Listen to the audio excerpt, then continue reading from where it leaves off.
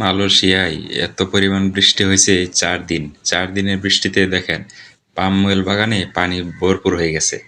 দেখেন palm oil বাগানে শুধু পানি আর পানি, প্রায় প্রত্যেকটা গাছের গোড়ায় হাঁটু পানি। তো ফল কাটার সময় হয়েছে, ফল কাটতে হবে, কী করার আছে, পানিতে নেমে পড়লাম।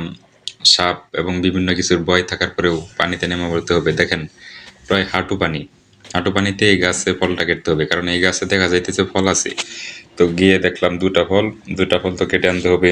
কোম্পানির রুলস, ফল ছাড়া যাবে না, প্রত্যেকটা গাছে একটা একটা করে ফল চেক করে ফল বের করতে হবে।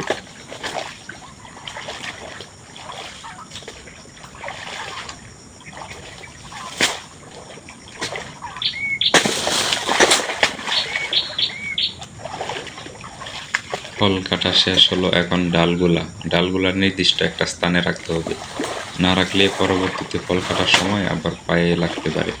তাই ডালগুলো এক সাইডে রাখলাম এবং ফলটা একটু রাস্তার মাঝখানে রাখলাম, যাতে যাই ফল লোড করে ওনার দেখতে সুবিধা হয়। তো আজ এ পর্যন্ত, ভালো থাকবেন।